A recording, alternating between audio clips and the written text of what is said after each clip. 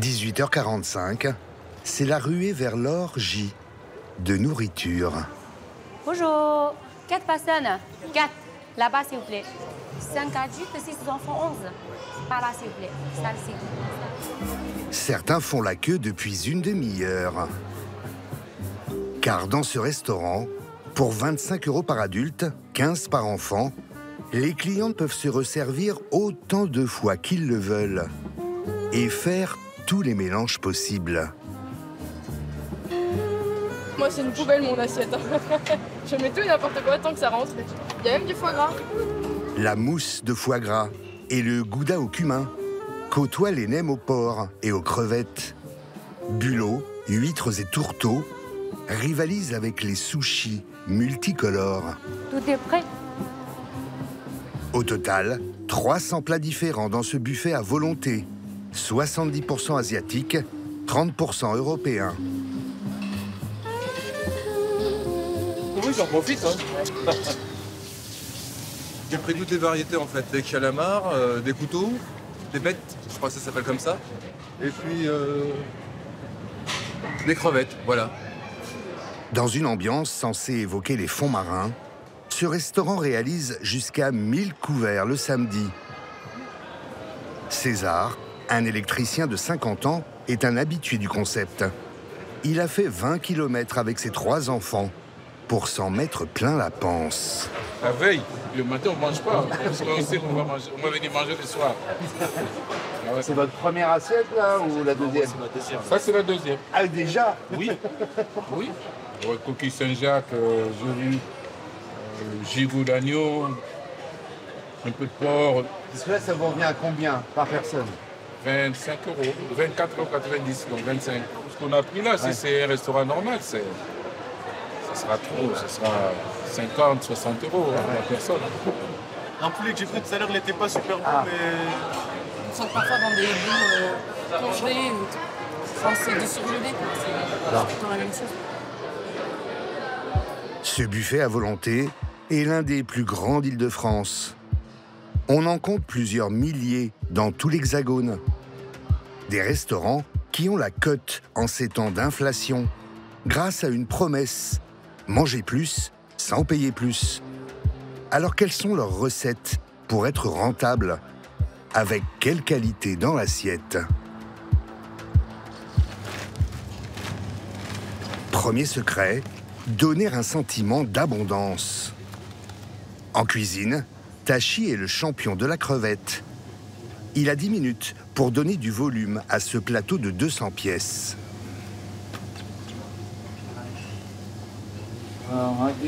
Je fais une rosace, comme ça, et je remonte les crevettes comme une pyramide. Il faut que ce soit le plus esthétique possible. Quand le client se retrouve face au buffet, il faut qu'il se dise « Waouh, c'est super beau !» En mettre plein la vue, avant même que le client ne commence à manger, c'est l'autre clé des buffets à volonté.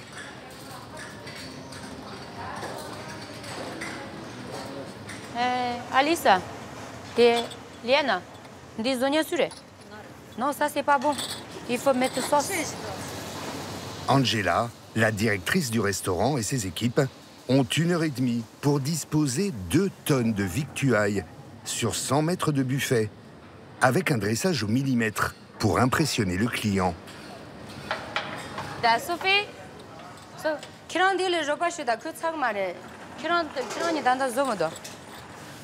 50% des aliments sont surgelés, comme les desserts.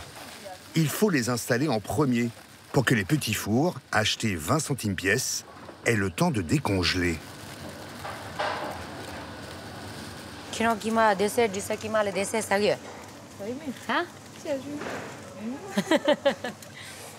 Contrairement à ce qu'on pourrait penser, les clients ne se resservent pas tant que ça.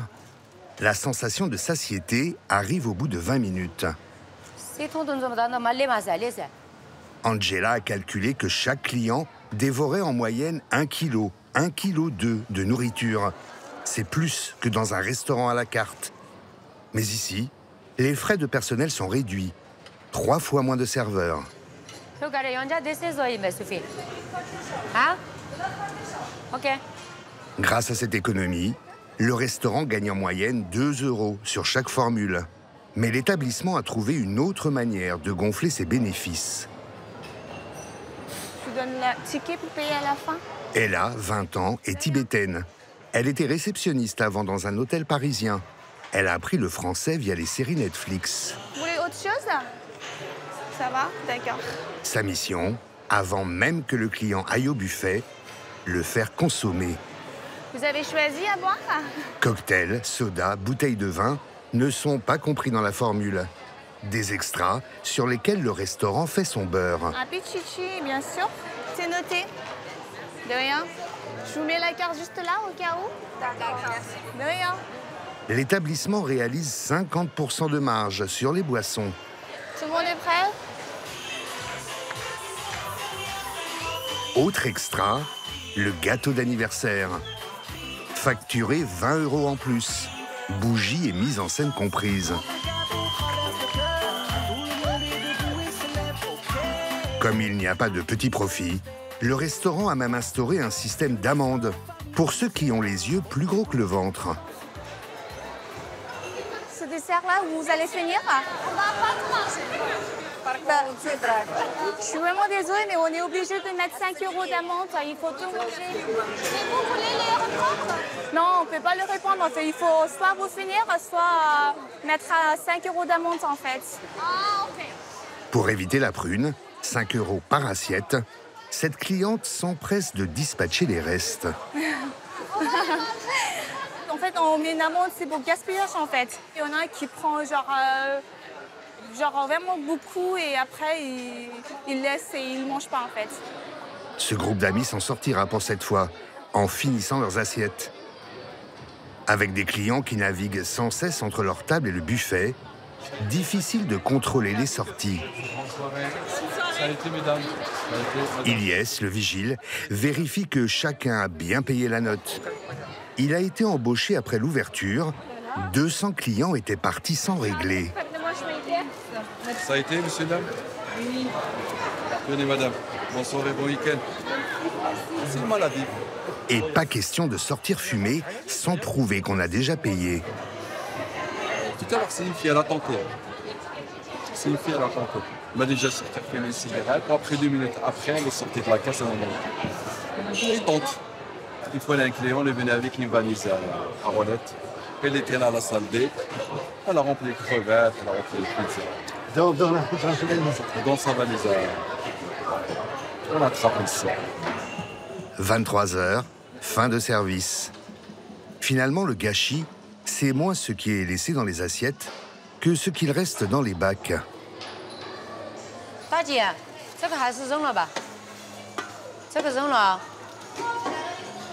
part à la poubelle? Ça?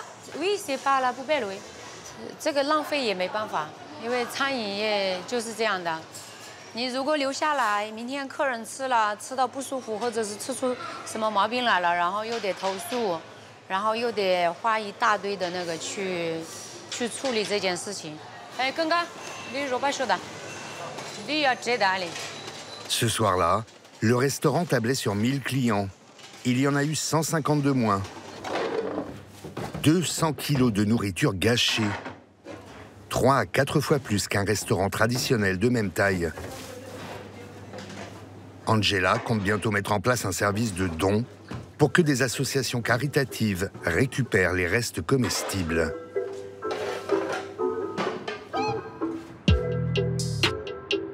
Comme la plupart des buffets à volonté, ce restaurant est en périphérie de ville, près d'un échangeur d'autoroute, au sein d'une zone commerciale, qui draine beaucoup de passages, même le midi.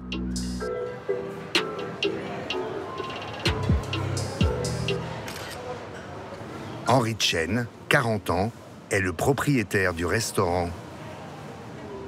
Il alimente en permanence la page Instagram de l'établissement pour tenter de redorer l'image des buffets à volonté qui n'ont pas toujours bonne réputation. Le sien n'échappe pas aux critiques. Là, il y a un avis négatif du 1er novembre 2022. Restaurant horrible, dîner avec une de mes filles, une erreur monumentale. La nourriture est vraiment dégueulasse. La viande, quand je l'ai croquée, elle n'était même pas décongelée. Et dans ce cas-là, on a réunion avec tous les chefs de cuisine. Pour l'instant, le problème est déjà résolu. Et souvent, on invite le client de revenir une deuxième fois, gratuit, pour tester le changement les efforts qu'on a fait. Les produits sont divers et variés et bons. Monsieur Chen a investi 2 millions d'euros il y a 4 ans pour racheter ce qui était à l'époque un magasin de moquettes. Né en Chine, le petit Jun arrive en France à l'âge de 23 ans pour faire des études de gestion et décide de se rebaptiser Henri, en hommage à son joueur de foot préféré, Thierry Henry, champion du monde 98. D'abord grossiste dans les produits surgelés, ses clients sont des buffets asiatiques. Il sent le bon filon, trouve des associés et se lance. Un choix de carrière dont sa mère, paradoxalement, n'est pas fière. Oui, j'étais au lit. Ça fait 1 heure que j'attends ton appel. Man Tian, 60 ans, vit en Chine. Cela fait 3 ans qu'Henri n'est pas rentré la voir à cause du Covid. Tu me manques beaucoup. Je n'ai qu'un fils et tu travailles dur, ça m'inquiète. Toutes ces années d'études pour finalement travailler dans la restauration? Tu devrais revenir en Chine pour faire fonctionnaire du parti. Ça serait plus simple. Okay. Mais bon, ne dis pas aux journalistes que j'ai dit ça, hein. Je traduis ou... Ouais. Mais dis donc, t'as un peu grossi, non? Fais attention à ton cholestérol. Allez, au revoir. Le business d'Henri, lui, est en bonne santé. 4 millions d'euros de chiffre d'affaires, 10% de convives en plus l'an dernier, qui ont l'impression d'en avoir pour leur argent alors que les prix flambent. Mais l'inflation fait aussi grimper les coûts de Monsieur Chen. Salut Sabir. Henri. Ouais, comment ça va? Bien? Sabir est l'un de ses fournisseurs. Il lui livre des fruits et légumes et des œufs, 1 tonne chaque semaine. Tu sais très bien que depuis l'ouverture... Ça fait 4 ans. Ouais, la facture depuis le début, de 8 000 jusqu'à aujourd'hui à 22 23 000. Après, le chiffre d'affaires n'est pas le même. Il y a 4 ans, le gasoil, on le payait 1,29 €. Alors qu'il est où je te parle, on est à pas loin de 2 €. On les a dépassés, les 2 € au mois de mars. Je ne peux pas continuer à monter. L'an dernier, Henri a dû augmenter de 2 € sa formule buffet. S'il augmente encore, les clients risquent de ne plus venir. L'aller-retour, le camion, aller-retour, c'est 150 km, donc tu le sais très bien. C'est pas moi qui les invente les prix, malheureusement. Il est en position de force, car il est le plus gros client de Sabir. Le fournisseur n'a pas intérêt à ce qu'il aille voir ailleurs. Les champignons. Lui, il essaie de tirer les ficelles pour voir vers le bas. Et vous pouvez baisser, faire une histoire là? Moi, je fais tout. Je baisse pas, mais je fais des remises très très importantes. Il le sait très bien, il peut pas te le cacher. Ça, c'est quelque chose entre nous. Bah, je m'allonge, je trouve la solution avec lui. Donc vous baissez, vous faites une histoire là? On peut le dire comme ça. Finalement, Sabir acceptera une remise de 3% sur toutes les prochaines commandes. Le succès des buffets à volonté est tel que désormais, il se décline dans tous les styles.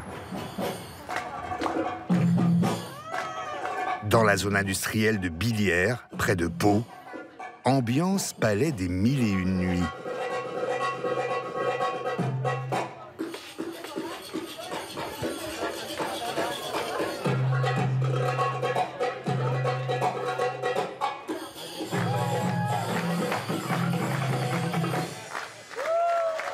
Dans un décor de stuc marocain, un buffet moins tape à l'œil, sans huîtres ni foie gras. Mais les plats sont frais, cuisinés, quasiment pas de congelés. Couscous et tagine à volonté, pour 20,90 €, 9 € pour les enfants. Monsieur dame, bonsoir. Les maîtres des lieux sont Saïd Boufarcha et Samir Brahimi. Alors, on est au Maroc. Ça va, vous allez bien? Impeccable, on s'est occupé de vous, oui? Oui, évidemment. Oui? Allez, allez-y. Allez, je vous en prie. Deux beaux-frères qui veulent redonner au buffet à volonté du prestige. On n'est plus sur la cantine, flunch, tout ça, voilà. Enfin, le congelé, on arrive, on ouvre le sachet, on pose comme ça, voilà. Nous, on a changé cette image-là, on a redoré l'image du buffet par tout ce voyage. En fait, c'est une invitation au voyage. Un voyage qui exige une préparation au cordeau. 8 employés en cuisine. Tout est mijoté la veille ou le matin pour le soir, comme ce tagine d'agneau géant. 40 kilos de viande. Il y en a pour combien de personnes? Ça, pour 100, 120 personnes, ça va. Des plats conservés en chambre froide 24 heures maximum et réchauffés avant chaque service. Karima, la chef de cuisine, surveille les stocks et relance les fourneaux quand c'est nécessaire. On a notre stock de semoule. On connaît les quantités. On sait que, par exemple, ce bac, ça nous fait 30 personnes, 25 personnes. Moi, je connais mes moyennes. Là, on a le poulet mariné. Toujours pareil, ça, c'est le best-seller. Le poulet, tout le temps. Vous avez l'agneau, là. J'ai 2, voire 3 services d'avance, pas plus. Là, je sais que j'ai 3 tagines champignons. Hop, dès que celui-là, il est fini, on arrive au deuxième. Là, c'est l'alerte. Et je repars derrière, je refais 2 tagines champignons. On a toujours le truc de se dire, il faut qu'il y ait assez. Faut pas qu'il manque, attention, faut pas que ça se périme, faut que ce soit bon, faut que ce soit frais, faut que ce soit beau. La formule a du succès. Jusqu'à 1000 couverts par jour en été. Moi, j'ai vécu au Maroc. J'ai jamais vécu un buffet aussi bon que celui-ci. Même au Maroc? Ah oui, vraiment, vraiment. Des produits qui semblent de qualité. Profitez-en. Mais Samir et Saïd n'en oublient pas les règles élémentaires de rentabilité d'un buffet. Les nouveaux légumes sont arrivés. Il y a d'abord un sens pour se servir. Les produits qui coûtent le moins cher au restaurant, comme les légumes et la semoule, sont en début de buffet. Du coup, il reste moins de place dans l'assiette pour mettre les produits les plus chers, comme la viande. Autre technique, la fausse assiette creuse. L'astuce, en fait, c'est que nous avons des assiettes qui sont plates, ce qui permet de ne pas trop remplir. Tout simplement parce que, comme elles sont plates, dès qu'on met, elles gonflent. Et quand elles gonflent, le client, il pense qu'il s'est beaucoup servi. Et à partir de là, l'assiette, au maximum, ne dépassera pas 750 grammes. Et là, on se retrouve sur un prix moyen qu'on avait à pas dépasser de à peu près 6 €, 7 €. Donc, quand il ne dépasse pas les 6 €, 7 €, notre concept continue à rester rentable. Samir dégage 400 000 € de bénéfices chaque année. La success story des deux beaux-frères a commencé il y a 10 ans, avec l'ouverture d'un petit restaurant qui s'est vite agrandi. Ne brûle pas, hein? C'est la maman de Samir, Aïcha, qui leur a inspiré le concept. Tous les dimanches, elle préparait le couscous pour toute la famille, 20 personnes. Chacun composait son assiette en mode buffet. في الريستوران نوريهم كيفاش يديروا العطريه يديروا الزيت العطريه تو في كوم سا ça y est. Samir, il vous a donné des droits d'auteur ou pas? Oui, parce que mon fils. Mon fils. Quand ils se sont lancés, voilà, la famille. Samir était vendeur sur les marchés, Saïd commercial. Sans argent ni expérience, ils ont récolté les économies de toute la famille. Là, vous avez avec le poulet et l'agneau, là. 70 000 €. Mais le plus compliqué a été de trouver un local. Les propriétaires les regardaient d'un mauvais œil. On était deux petits rebeux, comme ils disaient à l'époque, voilà. Et donc, à chaque fois qu'on allait, ils nous demandaient beaucoup de garanties derrière. Ils n'avaient pas confiance en nous. Et un jour, mon beau-frère, il m'a dit, tu sais, on va essayer de trouver une personne qui, lui aussi, a des difficultés pour louer son local. Et c'est là où on est parti ouvrir le premier restaurant, qui n'était pas très bien placé. Mais comme l'idée n'existait pas, la curiosité faisait que les gens, après, venaient voir. Aujourd'hui, Samir et Saïd ont fait de la tradition familiale une chaîne de restaurants. Déjà 8 buffets marocains dans le sud-ouest. Ils cherchent à en ouvrir un 9e. Donc les axes routiers comme ça, quand il y a 2 voies, tu vois, c'est ça qui est intéressant, parce que ça signifie vraiment qu'il y a de la circulation en double voie. Les centres-villes et leurs loyers très chers ne les intéressent pas. Ils préfèrent la France des ronds-points, comme dans cette zone d'activité de la banlieue de Tarbes. Tu as différents stades, foot et rugby, donc c'est vraiment un grand centre sportif. D'être mélangé aussi avec les hôtels, je vois, voilà, les hôtels. Les hôtels aussi également. Le parc des expositions, donc ça a l'air d'être... il y a bien 5-6 000 personnes qui peuvent rentrer dans ce parc, tout ce qui est bureau. Voilà, surtout que là, on arrive. Les beaux-frères vont déchanter. Le local qu'ils viennent visiter n'est pas en bordure de National, mais en deuxième ligne. À droite, 2 hangars le cachent de la double voie. L'agente immobilière s'est déplacée pour rien. Ah mince alors. Si vous voulez que ça dure, en plus, je peux pas enlever une ligne. Nous, notre franchisé demain, on ne peut pas lui expliquer comme ça. Nous, il faut qu'on lui garantisse quand même un minimum de chiffre d'affaires, un minimum de sécurité pour qu'il puisse envisager de s'investir à fond avec nous. Hein. Samir et Saïd sont déjà sur le coup d'après, à 150 km de là, à Toulouse. Ils ont repéré un autre local de 700 mètres carrés qui semble répondre à tous leurs critères. Ok. Rendez-vous a été pris avec le couple de propriétaires et un agent immobilier. Tous les murs sont pas porteurs, on fait tout tomber. C'est quoi, c'est du parpaing ou c'est du chiporex? Parpaing. Parpaing? Et il serait où le buffet alors? Ah, le buffet, dans ce que je vois, donc on a les arrière-cuisines ici, donc le buffet serait plus ou moins ici. Ici, ce serait très bien, ouais. Saïd s'y voit déjà. L'arrière-cour ne fait pas rêver, mais lui imagine ses clients dans une oasis. On peut y faire une terrasse comme à Pau, on peut faire une palmeraie. Hein. Ça peut être sympa, ouais.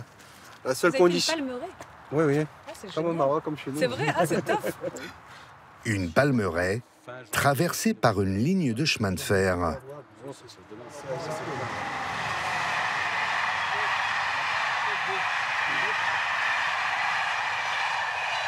Ça va être compliqué pour la terrasse là, non?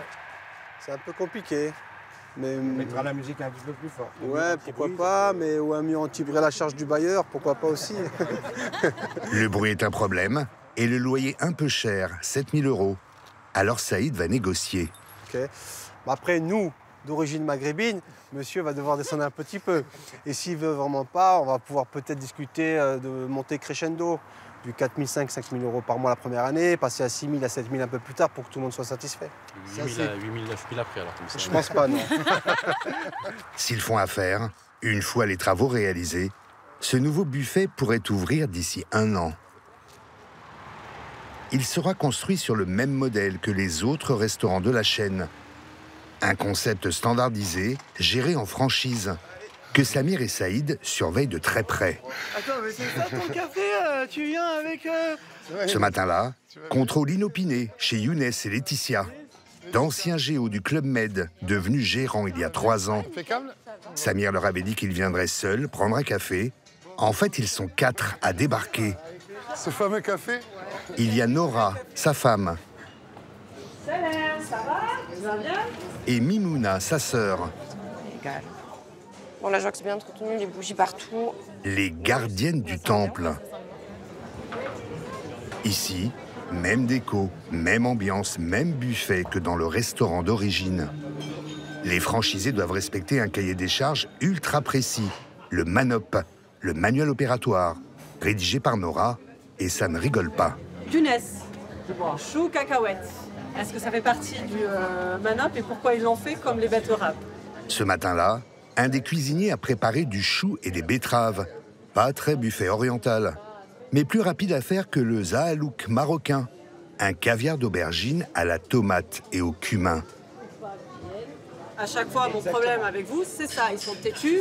Moi, je veux que quand un Français va manger à Arcachon, va manger à Anglette, va manger à Tarbes, on retrouve les entrées pareilles, qui ne nous disent pas à nous forcément sur les sites quoi que ce soit. Ouais, là-bas il y avait du chou, c'est pas marocain, il y avait des betteraves, ça n'a rien à voir. Et ça, c'est vraiment pas bon pour nous. Et c'est là où je lâche pas, ou que vraiment je vérifie, c'est le buffet le plus important. Si je vais là, c'est pareil, ils n'ont pas mis les briques. À 70% des clients après le couscous, c'est les briques. Elle les a pas vus, les clients, ils les ont pris. Donc, alors quelle heure il est? 14h moins le quart, ils sont censés en remettre. Juste le tapis. Oui, c'est le bébé qu'elle a mis. Alors. Laetitia aussi en prend pour son grade. on est sur l'arrière de l'encaissement. Et il se peut qu'un client, après avoir encaissé, en se retournant, il puisse tomber. Donc ça, c'est quelque chose qu'il faut régler très vite. Vous avez du double face là en attendant ou pas? Oui, on va en remettre. Ouais. Laetitia et Younes se voient remettre un rapport détaillé. Ils devront corriger leurs erreurs avant le prochain contrôle, dans 3 mois. Le chou, je veux pas ça, je veux pas les betteraves. On le sait très bien. Un gérant peut prendre un avertissement si la charte n'est pas respectée. Trop d'erreurs, trop souvent, et il perd sa franchise. On est bon. Les seuls qui peuvent se permettre une entorse au fameux Manop sont Samir et Saïd. Ce soir-là, dans leur restaurant de Pau, ambiance brésilienne. Et Patrick Sébastien. Avec 12 millions d'euros de chiffre d'affaires par an, les deux associés ne comptent pas s'arrêter. Ils ont ouvert l'an dernier une première enseigne en région parisienne, près de Fontainebleau. Objectif 2025, 20 buffets à volonté marocains partout en France.